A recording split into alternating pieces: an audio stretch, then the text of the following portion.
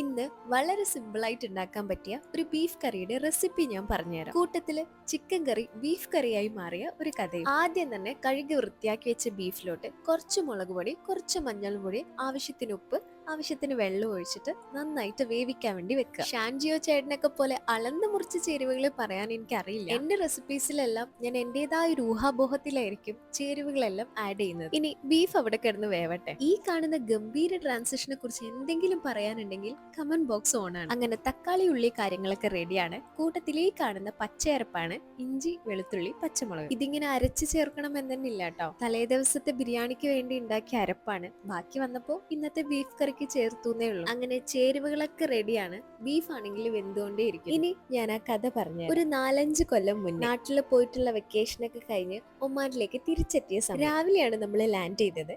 രാത്രിക്ക് ഹബീബിയുടെ ഒരു കോൾ. ഒരു സ്പെഷ്യൽ ഗസ്റ്റ് ഉണ്ട് എന്റെ കൂടെ, രാത്രിക്കുള്ള ഫുഡ് നീ ഉണ്ടാക്കോ അതോ പുറത്തുനിന്ന് മേടിക്കണം? കാര്യം എന്റെ ഉമ്മ ഒരു ഗംഭീര കുക്കാണ്. ഈ പാറുന്നവരുടെ മക്കൾ പറക്കുമെന്നാണല്ലോ. അഹങ്കാരം ഒട്ടും കുറക്കാതെ ഞാൻ പറഞ്ഞു, പിന്നെന്താ സനു, ഞാൻ ഉണ്ടായിക്കോളാം. ഫ്രിഡ്ജിൽ ചിക്കൻ ഉണ്ട്, നാട്ടിൽ നിന്ന് കൊണ്ടുവന്ന പൊടികളും ഉണ്ട്. പെട്ടെന്ന് തന്നെ ഞാനൊരു ചിക്കൻ കറി ഉണ്ടാക്കി. ടേസ്റ്റ് ചെയ്ത് നോക്കിയപ്പോ സത്യം പറയാലോ, കൈപ്പക്കൊക്കെ വരെ കാണില്ല, അത്രയും കൈ. കുറെ തവണ പൊടികളൊക്കെ കൂട്ടിയും കുറച്ചൊക്കെ ഇട്ട് നോക്കി, ശരിയാവുന്നില്ല എന്ന് കണ്ടപ്പോ ചിക്കനൊക്കെ കോരി മാറ്റി വെച്ച് ഞാൻ ആ കറി അങ്ങ് കളഞ്ഞു. രണ്ടാമത് വീണ്ടും ഉണ്ടാക്കി. അതിനും രക്ഷയില്ല, അതും കയ്പായിരുന്നു. തളർന്നില്ല, ഞാൻ വീണ്ടും ചിക്കൻ കോരി വെച്ച് മൂന്നാമത് ഒരു തവണ കൂടി ഉണ്ടാക്കി. പക്ഷെ തോറ്റു കൊടുക്കേണ്ടി വന്നു, അതും കയ്പായിരുന്നു.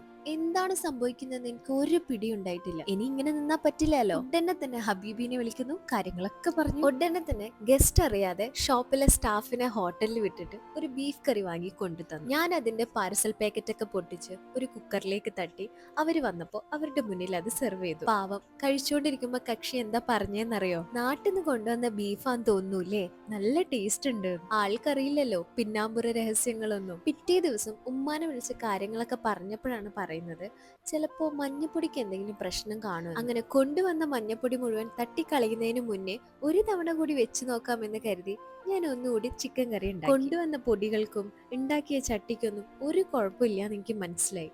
കാരണം കറി അടിപൊളിയായിരുന്നു. എന്നാലും 3 തവണ ഉണ്ടാക്കി നോക്കിയിട്ടും ഫ്ലോപ്പ് ആയി പോയ ആ ചിക്കൻ കറിയുടെ രഹസ്യം എനിക്ക് ഇന്നും ഒരു മിസ്റ്ററിയാണ്. ഒരു പക്ഷേ പാറുന്നവരുടെ മക്കൾ പറക്കും എന്നുള്ള എന്റെ അഹങ്കാരത്തിന് സംഭവിച്ചതാവാനും സാധ്യതയുണ്ട്. അതിനുശേഷം എന്ത് വന്നാലും 2 തവണ ആലോചിച്ചിട്ടേ ഞാൻ ഡിസിഷൻ പറയാറുള്ളൂ. കഥ പറഞ്ഞു പറഞ്ഞ് കറി ഇവിടെ റെഡിയാണ്. ഇത് വളരെ സിമ്പിൾ ആണ്.